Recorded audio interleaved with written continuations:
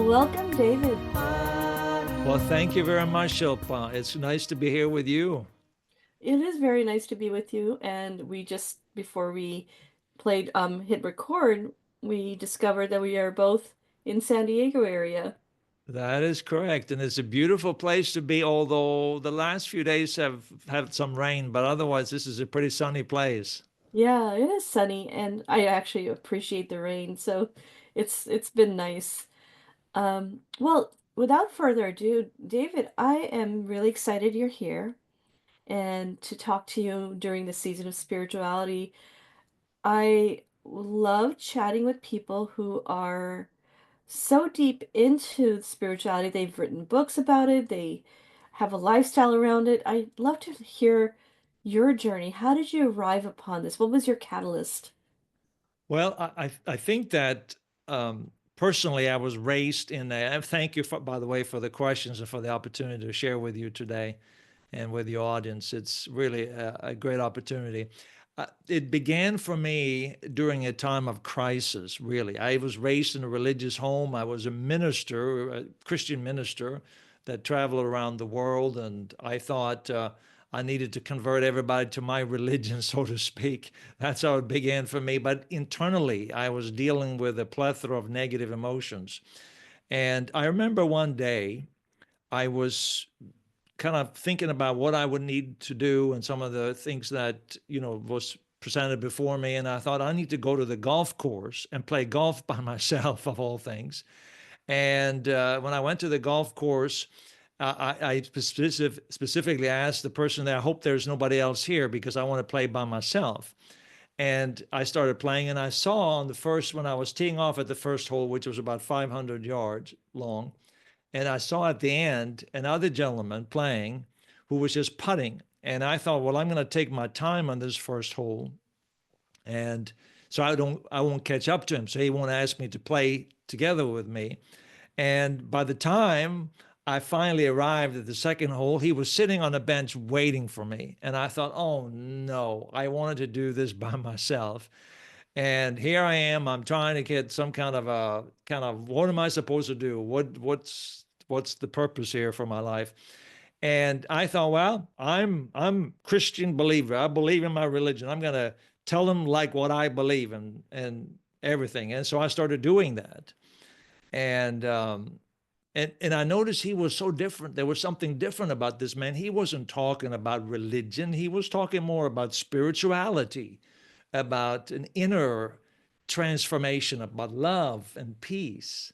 Not about a doctor, not about a story, not a narrative, but about an inner peace, something that transcended, uh, the different religious terminology, something that we all kind of long for, which is love and peace and inner stillness and mental well-being and all those different things.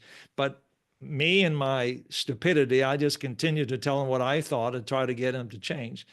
And at the end of the day, I thought to myself, I came here to find some kind of direction, and here I am, and nothing happened except that I got this man here who exuded this warmth and love and peace, and which I didn't.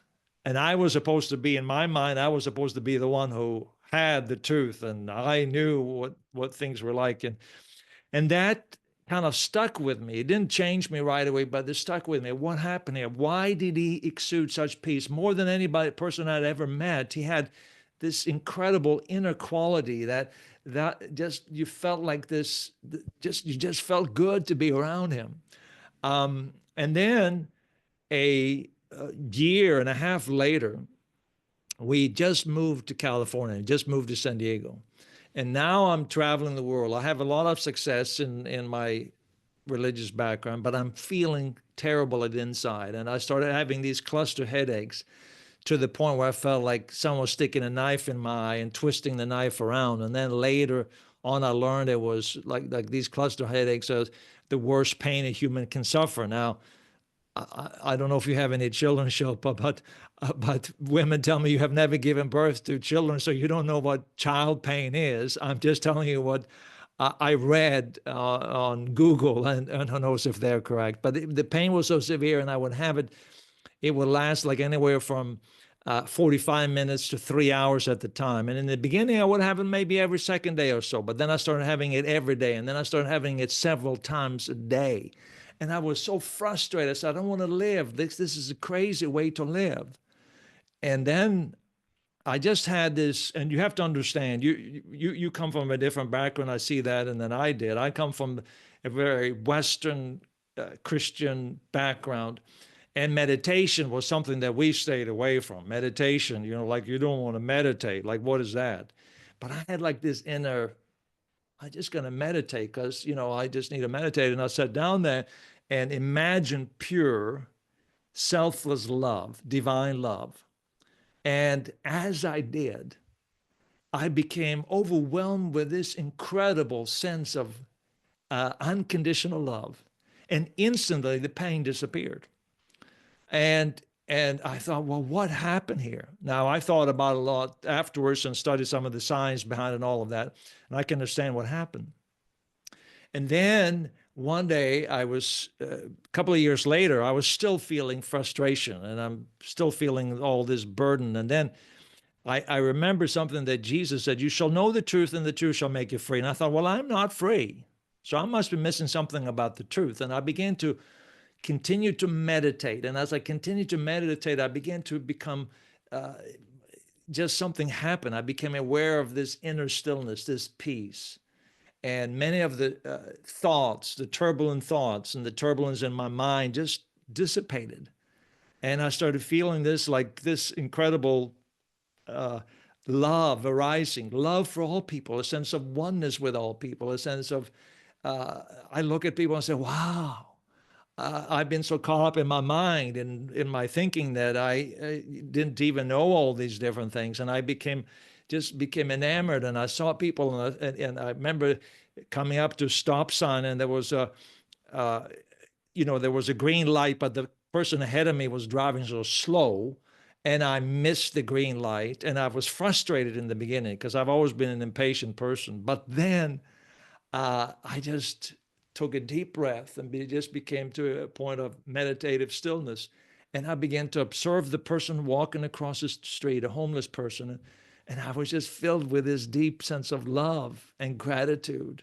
And and it changed me. So then I began to study the Aramaic because sometimes, religion has a way to kind of misquote what someone like Jesus or some other religious leader has said. They interpret it their own way. And I started reading that word, and that word truth means inner light. And what does light do? Light illuminates. Light is that which illuminates reality. Consciousness at its core is what illuminates our reality.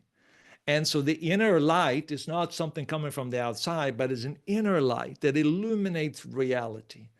And I thought about this, that when we come to a place, when we bypass what I call the turmoil of this thing here, hope you can see it, the of the brain, when we move beyond that and we come to a place of inner stillness, there is a freedom. So that's how my story began. That's how it all started. So I'm sorry I took probably a long time to explain it, but yeah, that's how it began for me. I think that's fascinating. I'm curious, the individual that you met when you were golfing, did you ever Yeah. find out what about his lifestyle made him so peaceful? It's such a great question, Shilpa. And someone else asked me, do you ever kind of ask me the similar question? I'm thinking, I really don't know anything about the person, never met the person afterwards, don't know who he was. I don't really know even his name. I call him Nick, but that's just because I don't know his name. So yeah, know nothing about the man. Wow. And when you started to practice the stillness, maybe early forms of meditation, um, did you then further explore that modality and how to meditate? Yes, I did. I became immersed in it, and I started uh, meditating every day. And the more I meditated, was just to come into a place of inner stillness. That was the main thing. And I come into a place of inner stillness where I'm just becoming aware of consciousness itself, becoming aware. And it felt like it's hard to describe with words. It's really it's almost impossible to say what it is because words are just pointers. It can't describe it, articulate it really what it is. But some of the words that I use are like a peaceful presence, like a loving, peaceful presence, where you simply aware in the now. You're not like your mind is not racing over here or over there or doing this or doing that. You're just simply aware. And and I think when you come into that place and you sit in that stillness for long enough, it begins to change how you think, how you see the world. It somehow or another affects your mental well-being and causes, a lot of stuff that we have. And I show this again because I like to think it's such a good picture. Here's the brain. So much of our life, or what we think we are, is in this brain. And here, of course, we have on the top, we have the uh, neocortex, which is the rational mind. And then you have what we call the limbic, the emotional brain, and which fear and all of that. And then uh, any sensation in our body creates, fear basically sends signals to your body and it creates a sensation in your body and then it creates a feedback loop and eventually it may become part of this area here, which is cerebellum, which is your subconscious. And how do you change that? It's very difficult to transform if people have traumas, people have gone through all kinds of things in their life, neglect.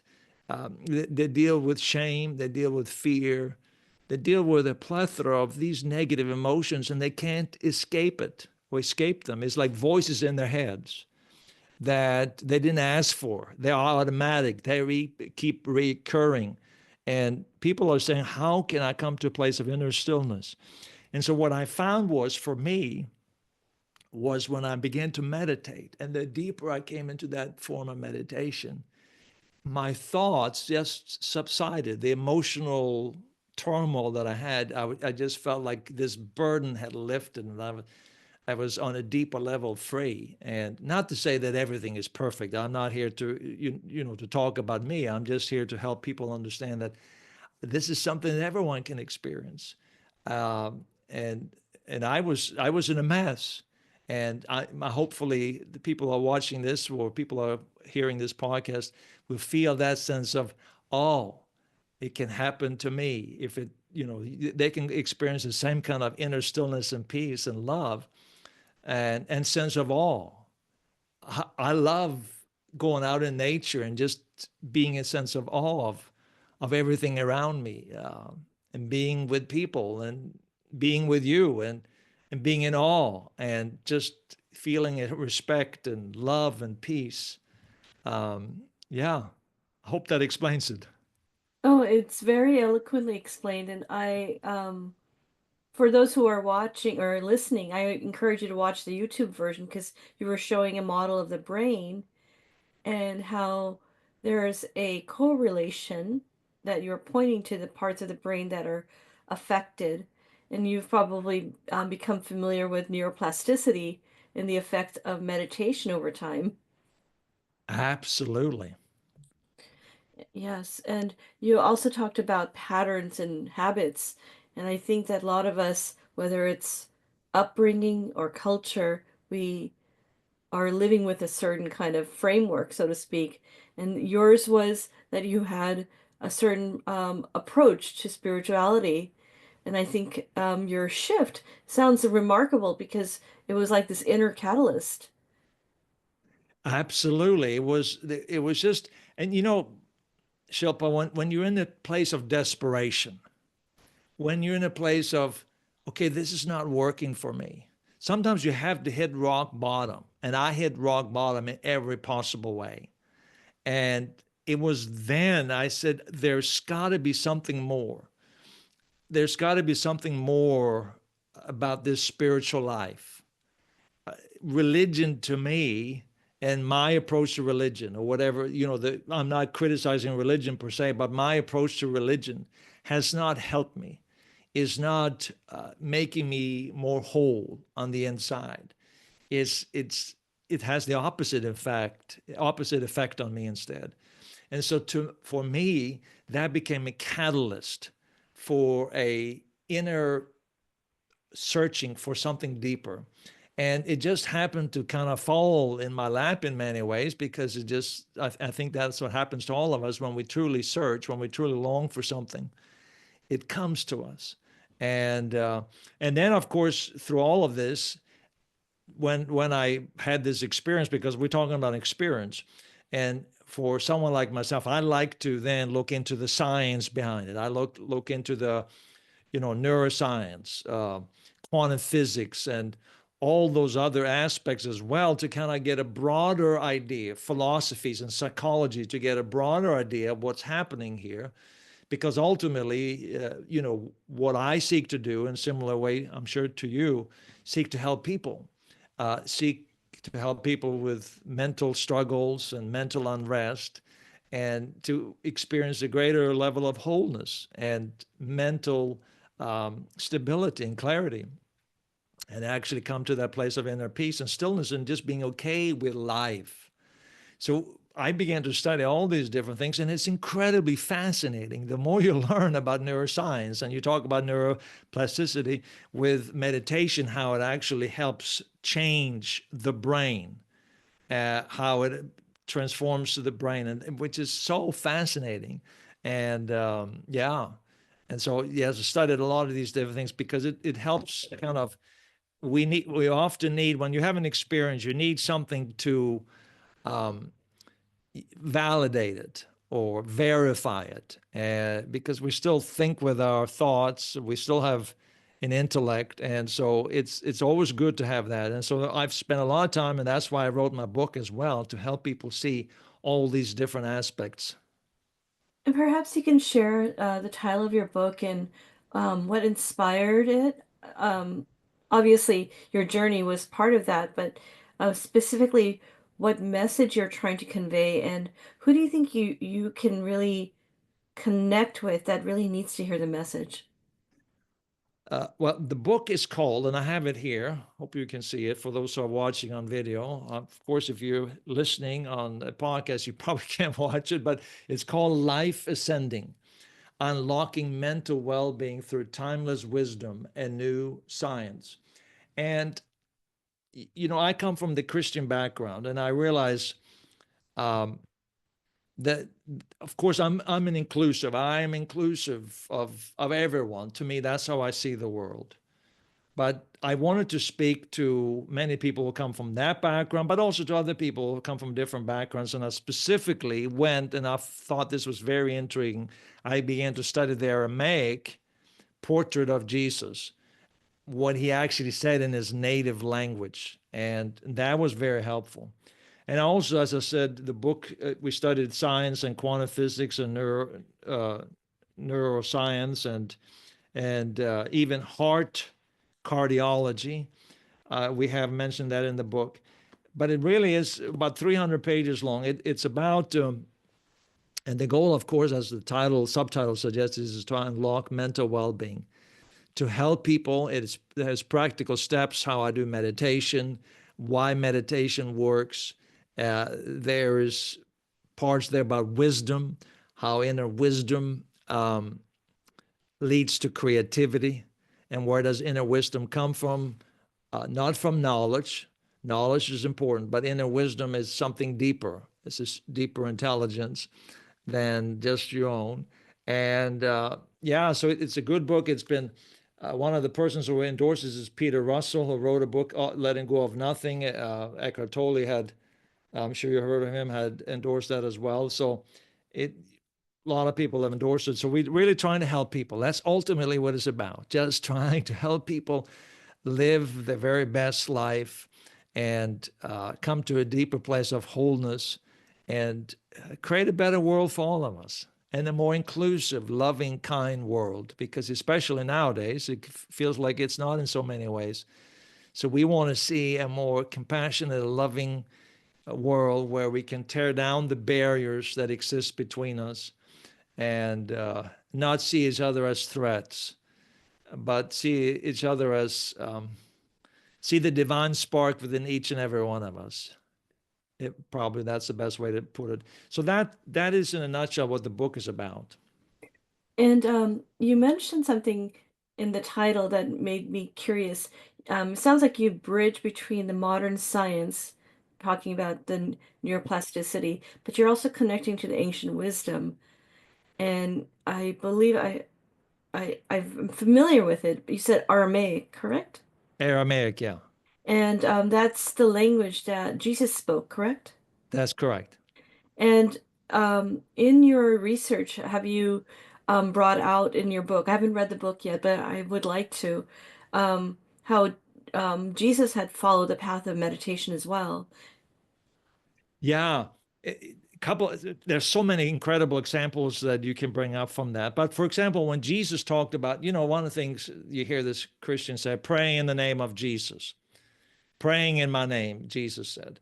But when you actually read the original text, the word prayer is also meditation and contemplation. It kind of was all inclusive. So it wasn't like I'm speaking a bunch of words. It was actually more often used as a form of meditation.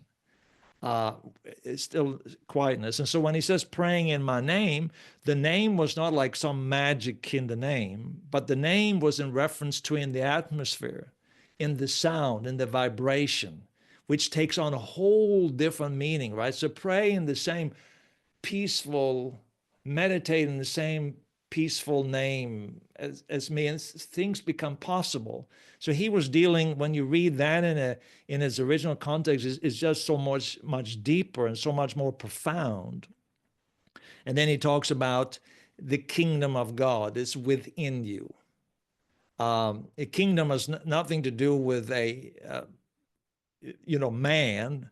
Kingdom had to do with being inner wisdom that flows from within. And what Jesus was saying was, when you come to a place of inner stillness, when you just come to a place of inner rest, when there's just peace within you, you now tap into the wisdom, the universal wisdom that exists all around us.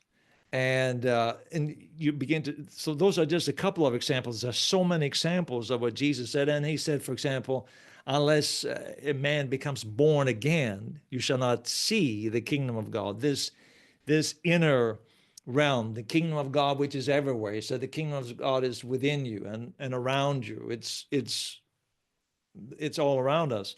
And we always think of, in Christianity, we always thought of God up there somewhere far away. But no, he says it's all around us. And so then he says, unless a man becomes born again, and we made that into some kind of unless you write, Christianity made that into unless you sign on the dotted line and just agree with these words and pray these words, then you shall be born again. But that's not what Jesus is talking about at all. He was basically saying, come back to that place that you were from the very beginning, where there is not all this attachments, all these things added to you, like your name, when you were five days old, there was nothing there. You had no memory of the past. You have no expectation of the future. You were just living present in the now. So when Jesus talks about that, he's referring, come back to that place of inner stillness when you're simply aware. And so those are just some of the many examples that I include in the book that helps people understand that, yeah, Jesus has been misinterpreted, misunderstood. But the more you delve into it and the more you see it from a deeper perspective, he was on to something that is truly magnificent and can be a tremendous help for many people. And of course, there are many people similar to Jesus who had many experiences. But for me, it was reassuring to see that, oh, yes, even in Jesus, we have this. So my Christian religion may have gotten a little bit wrong. I'm not being critical, and I'm thankful for every person who's part of it and has been helped by it. But I'm just saying that there could be a deeper reality that Jesus speaks of that for most people they simply don't know about it. Yes, and when you said um, being in the now, to me that means Christ consciousness. That means something a little more than um, the symbol of a man that was attributed Christ, but it's Christ consciousness, which is a level of consciousness all of us can achieve. Absolutely. And what you're saying here, Shilpa, is that this is something in the Bible that most Christians don't even talk about. So, for example, Paul, he says Christ is all and in all. Duh. Like, you never hear that in church, right? But Christ is all and in all. And says, and then he talks about being enlightened. Your mind has been darkened, being enlightened to see a reality that's always been there, existent from the very beginning, Christ in you, and that is there. And so we don't hear much about that because we, in Christianity, we have there are sinners, there are saints, and these are the good people, these are the bad people. We are the good people because we believe exactly the same story and we believe it the right way.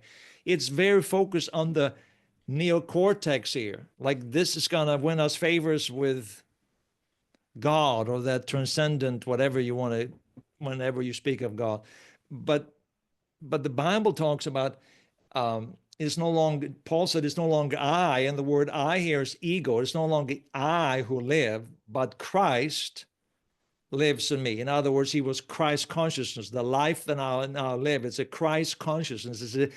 I'm living from this deeper essence, from this deeper, uh, non-attached, nothing added to it. This place of now, I'm living from that dimension, and that frees me from the ego. That he uses very vivid language, but still, uh, it kind of changes the whole approach and the meaning, and it's so incredible just to read and hear about it. Yeah, absolutely. And it kind of going back to what Eckhart Tolle says, it seems, at least in my perspective, um, some of the more modern day philosophers, if they had existed in the time of Christ, would have also been someone who would have connected with that philosophy because they would have understood what is the essence. Yeah. Yeah, and I think that's so very true, because Jesus was the most inclusive person that I think. I mean, it's hard to find a more inclusive person than Jesus in history of humanity.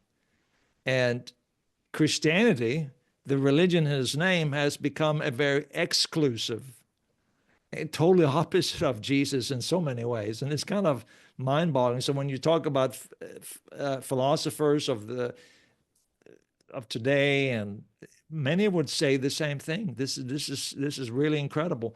And I find so many people who are very smart and intelligent that want nothing to do with religion, but they're still fascinated with the aspect of Jesus that shows this peaceful presence, this love, this kind of a deeper essence of living that shows us how all of us can live. There's something there that we can see. Oh, maybe this is not just for some exclusive person that we put up on a pedestal somewhere. No, it's actually something that is for each and every one of us. What you talked about, awakening to that Christ consciousness, is Yeah. already there, but to awaken to it, to be aware of it. When you're aware of it, when you're aware of this transcendent presence, that's what changes you, not a doctrine about it, not a philosophy about it, but being aware of it. Yes. And that is where there's that fine line between more doctrine, religion versus spirituality, which is more expansive. And then the terminologies between all religions become um, nonsense. Like I could say Christ's consciousness, it applies to all souls. What and I think what you bring up is such a good point, that words are, that's all they are, they're words. But if you come from a different background, you come from a different background than me, you use different words, right? And I use different words. We all can use different words, but words, we put the emphasis on having the right words, which is kind of silly, right? Uh, the inner transformation is what matters. That's true spirituality, not that you actually have figured out all the right terminology and all the right ways to say it. I mean, even me, I recognize when I write this book, and of course, I deal a lot with science and different approaches. I actually state from the very beginning that this book is worthless unless you awaken to it. The words are only there to guide you to this point, but the words are secondary to the reality of experiencing it. And that, because that's what's going to change the world. Otherwise, it just becomes another religion. If you write a book and you do something, it becomes another religion, and people become followers of you or whatever. That's not at all what you write a book for. It's just for people to begin to see something that is so incredible, so beautiful, and a new way of living that heals the heart, that heals and transforms people from the inside out, and let every person be who they are, and in whatever way they want to um, express that spirituality, as long as it's filled with love and compassion and empathy and grace and sense of awe. I think it's helpful. Yeah. And it's especially needed in a time right now. Well, I think every time. I think I've recently had somebody say something in a world gone mad is where we live. And I'm like, oh, I think the world's always been mad.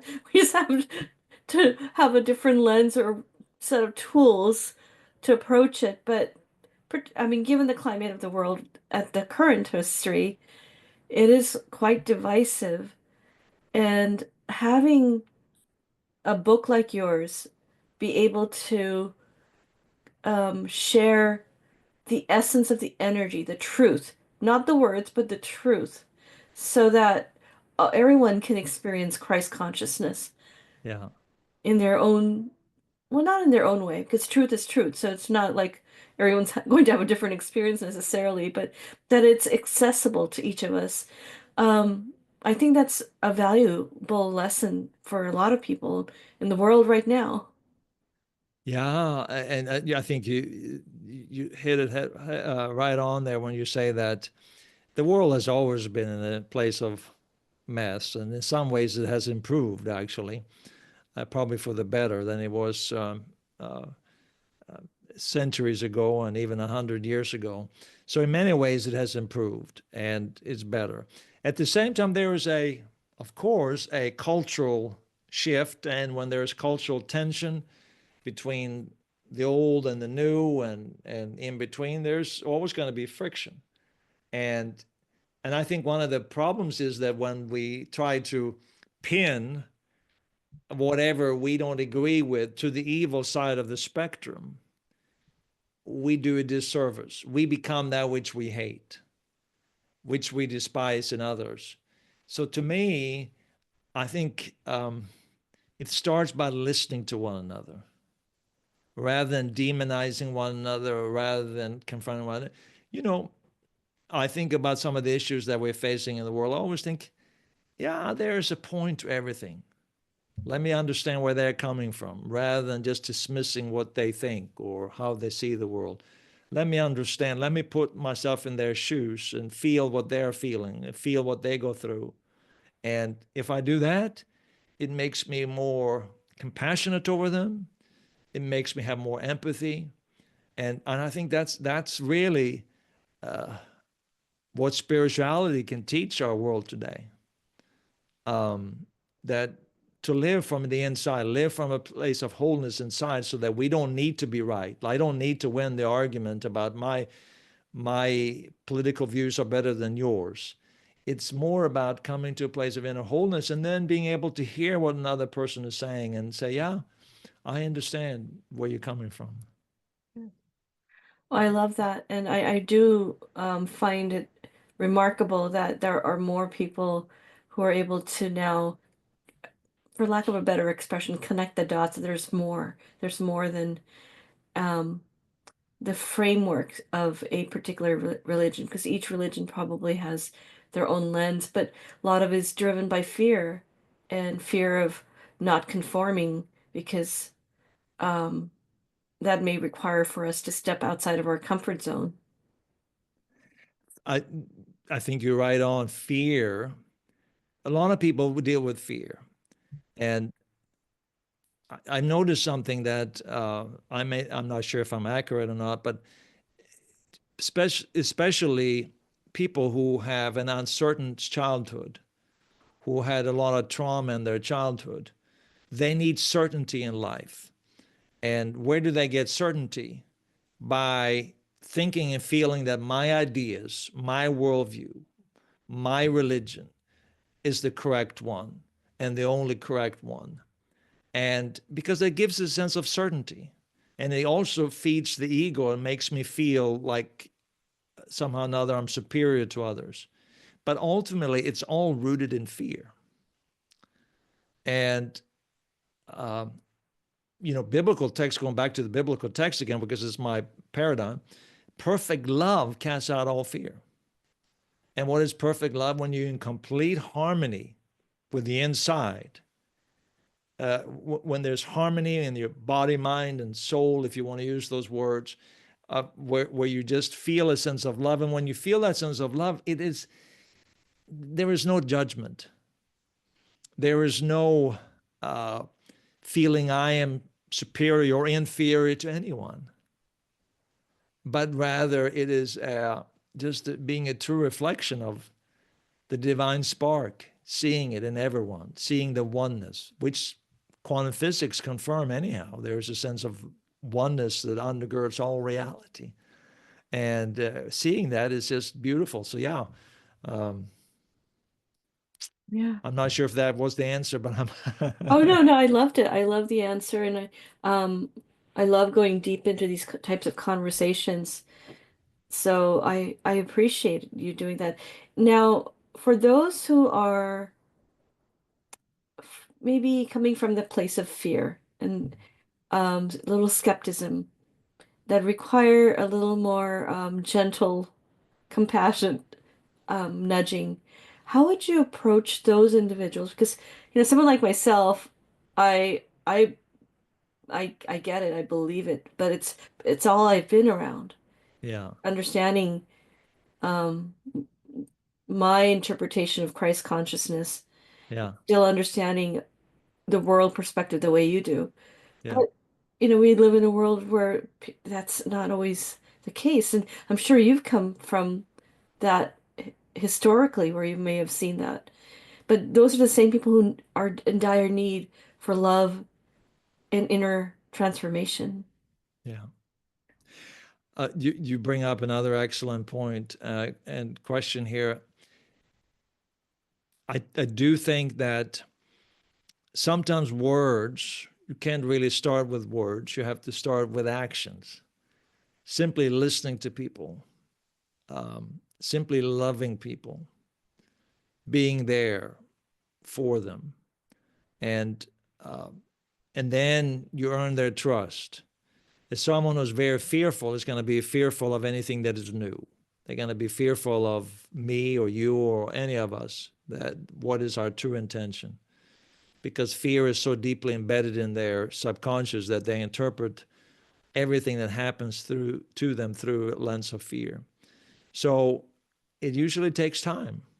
And I when I have my events, I do like these events. So yes, I start with teaching. I do teachings so that people have a general idea of what I'm talking about. But then I have a segment at some point in the seminar where I have people ask questions. Actually, not so much asking questions as bringing their problems. And they talk about the fears. And sometimes I hear the most horrific stories. And and then we just try to help them to understand that. And oh, sorry, I should have turned off my phone here.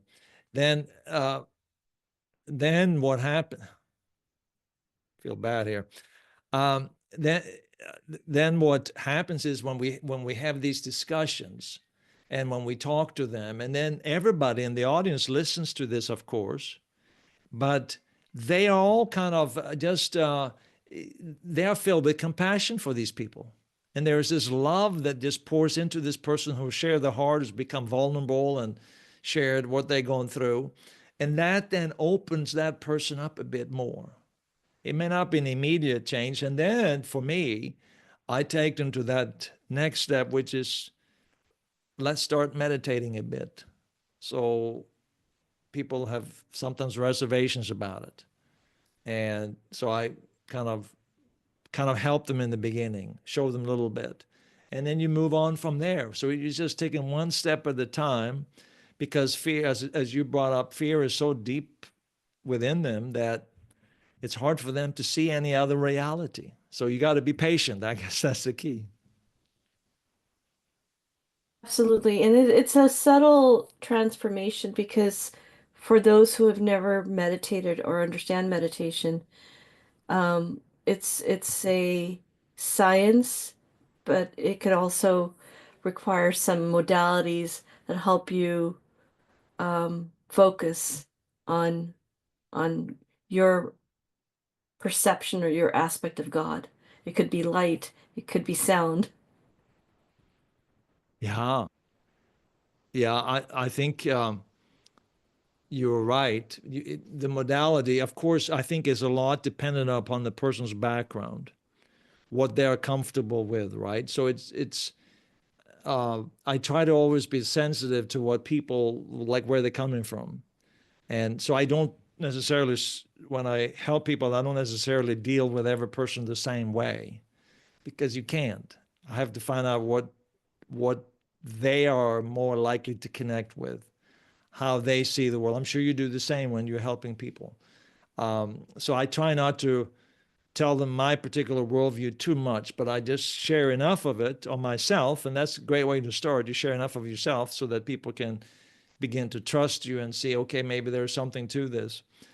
But then finding their own uh, way of doing things, and being able to speak the language and changing it to however they approach and whatever background they come from.